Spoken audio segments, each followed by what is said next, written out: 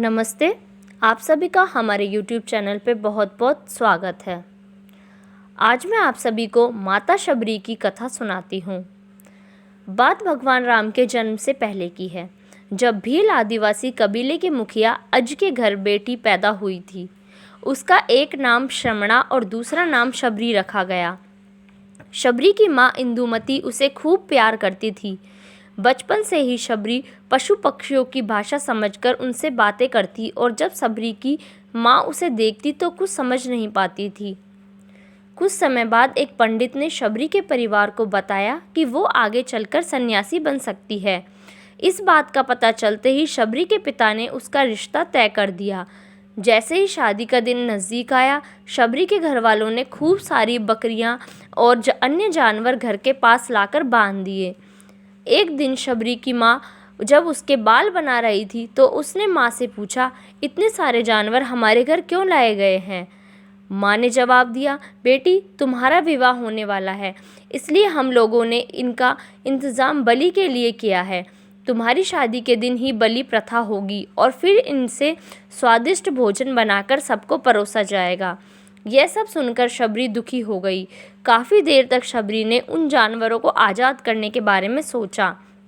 सोचते सोचते शबरी के मन में हुआ कि अगर ये जानवर यहाँ नहीं होंगे तो इनकी बलि रुक सकती है। ऐसा नहीं हुआ तो मेरे घर से कहीं चले जाने पर ही यह बलि रुकेगी। जब मैं यही नहीं रहूँगी तब ना विवाह होगा और ना ही बलि प्रथा। इससे मासूम जानवर बच जाएंगे। ऐसी सोच के साथ जानवरों को रखी गई जगह पर शबरी पहुंची। उसने सोचा कि उन्हें खोल देती हूँ, लेकिन वो ऐसा नहीं कर पाई। उसके बाद शबरी जंगल की तरफ भागने लगी। भागते भागते शबरी ऋषिमुख पर्वत पहुंच गई। वहाँ करीब 10,000 ऋषि रहा करते थे। शबरी को लगा कि वो भी इसी जंगल में किसी तरह ऋषि मुनियों की सेवा करके अपना जीवन जी लेगी। वो चुपचाप उसी जंगल में एक हिस्से में किसी तरह से रहने लगी। शबरी रोजाना ऋषि मुनियों की झोपड़ी के आगे झाड़ू लगाती और हवन के लिए लकड़ियां भी लाकर रख देती। ऋषि मुनियों को समझ नहीं आ रहा था कि जंगल में उनके काम अपने आप कैसे हो रहे हैं। एक दिन शबरी को किसी ऋषि ने देख लिया।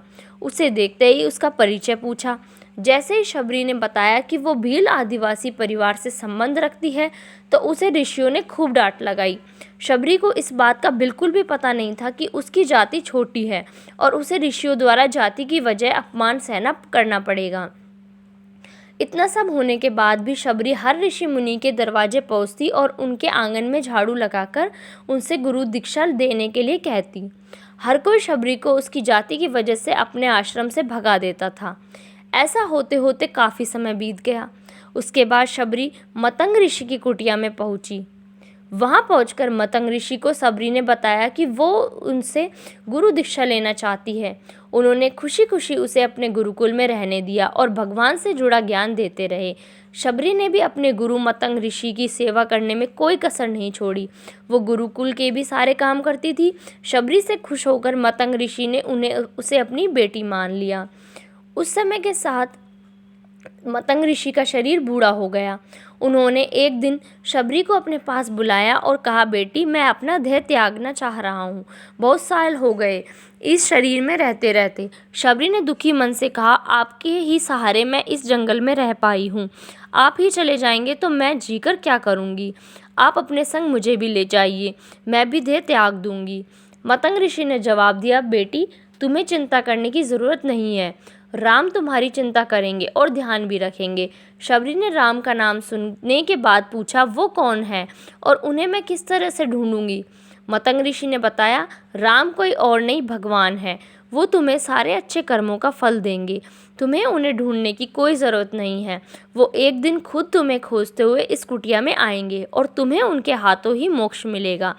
तब तक तुम इसी आश्रम में रहो। इतना कहते ही मतंग ऋषि ने अपना शरीर त्याग दिया। शबरी के मन में मतंग ऋषि के जाने के बाद से एक ही बात थी कि भगवान राम स्वयं उनसे मिलने आएंगे। वो रोज़ भगवान राम से मिलने के लिए बाग से अच्छे अच्छे फूल लाकर पूरा आश्रम सजाती और भगवान के लिए बेर तोड़कर लाती। भगवान के लिए बेर चुनते हुए शबरी उन्हें चख लेती थी ताकि भगवान वो सिर्फ मीठे बेर ही दे। रोजाना शबरी इसी तरह भगवान के दर्शन की आस में फूल और बेर इकट्ठा करती रहती थी। इसी तरह इंतजार में कई साल बीत गए। शबरी का शरीर एकदम वृद्ध हो गया। एक दिन आश्रम के पास के ही तालाब में शबरी पानी लेने गई। तभी पास में एक ऋषि ने उसे अछूत कहते हुए वहां से भागने के लिए कहा और एक पत्थर मार दिया। वो पत्थर जब शबरी को लगा तो उसे चोट लगी और खून बहने लगा। बहते हुए खून की एक बूंद उसी तालाब के पानी में गिर गई। तभी तालाब का पानी खून में बदल गया। ये सब होता देखकर ऋषि ने शबरी को ही डांटा और कहा कि पापिन, तुम्हारी वजह से पूरा पानी खराब हो गया। रोज ऋषि उस पानी को साफ करने के लिए अपनी कई तरह की विधाओं का इस्तेमाल करते। कई सारे जतन करने के बाद भी कुछ नहीं हुआ। फिर उन्होंने गंगा जैसे कई पवित्र नदियों का जल भी उस तालाब में डाला, फिर भी तालाब का पानी साफ नहीं हो पाया और वो खून जैसा ही रहा। कई सालों तक तालाब के पानी को साफ करने की कोशिश के बाद भी कुछ काम नहीं आया तो ऋषि ने थककर सब कुछ छोड़ दिया। इस घटना के कई सालों के बाद भगवान राम अपनी पत्नी सीता के हरण के बाद उन्हें ढूंढते हुए उसी तालाब के पास पहुँचे। ऋषि मुनियों ने उन्हें पहचान लिया। भगवान को वहां देखकर ऋषियों ने तालाब का पानी साफ करने के लिए भगवान को अपने पैर उसमें डालने के लिए कहा, लेकिन पानी जैसे का तैसा ही था। ऋषि मुनियों ने भगवान से भी कई अन्य जतन करवाए, लेकिन वो पानी जस का तस खून जैसा ही रहा। तब भगवान ने ऋषियों से पानी के रक्त में बदलने की कहानी पूछी। तब ऋषि ने शबरी को पत्थर मारने वाली सारी बात बता दी। उसके बाद कहा कि वो महिला ही अपवित्र है, छोटी जात की है, इसलिए ये सब हुआ है। उसी वक्त भगवान राम ने कहा, ये सब आप लोगों के खराब वचनों से हुआ है। शबरी को इस तरह के शब्द बोलकर आप लोगों ने उसे नहीं बल्कि मेरे दिल को घायल किया है। इसी घायल दिल के रक्त का प्रतीक यह तालाब का लाल पानी है। आगे भगवान राम बोले, कहा मैं वो माई से मिलना चाहता हूँ। तब तक शबरी उसी तालाब के पास पहुँच जाती है। इस दौरान शबरी के पैर को ठोकर लगती है और कुछ धूल उस तालाब में गिर जाती है। तभी सारा पानी साफ हो जाता है। भगवान सबसे कहते हैं कि देखिए, आप लोगों ने क्या कुछ नहीं किया, लेकिन पानी साफ नहीं हो पाया। अभी सिर्फ इनके पैर की थोड़ी सी धूल ने ही तालाब का पानी साफ कर दिया। भगवान राम को शबरी पहचान चुकी थी। उन्हें प्रणाम करके शबरी ने कहा, भगवान आप मेरे साथ कुटिया में चलिए। भगवान भी खुशी खुशी शबरी के साथ चल दिए। फूलों से शबरी ने भगवान राम का स्वागत किया। वो सीधे बेर तोड़ने के लिए भाग गई और चक चक कर उनके लिए बेर लेकर आई। उन्होंने बड़े ही प्यार से भगवान राम और उनके भाई लक्ष्मण को बेर दिए। भगवान राम ने भी उतने ही प्यार से उन बेरों को खाना शुरू किया। तभी बेर देखकर मुंह बनाते हुए लक्ष्मण ने कहा, भैया ये बेर झूठे हैं, इन्हें आप कैसे खा सकते हैं? भगवान ने जवाब दिया, लक्ष्मण ये झूठे नहीं बल्कि बहुत मीठे हैं। शबरी माई हम सब के लिए ये बहुत प्यार से तोड़कर लाई है। इतना कहकर भगवान राम प्यार से उन बेर को खाने लगे। भगवान ने जाते हुए शबरी माई से कहा, आप मुझसे जो मांगे वो मांग सकती हैं। शबरी ने कहा, मतंग ऋषि के कहने पर मैं आज तक सिर्फ आपके दर्शन के लिए ही जी रही थी। अब आप मुझे मोक्ष प्रदान कीजिए, मैं अपना शरीर आपके सामने ही त्यागूंगी। उसी वक्त शबरी ने अपना शरीर त्याग दिया। भगवान राम ने अपने हाथों से उनका अंतिम संस्कार किया और सीता माँ की खोज में आगे बढ़ गए।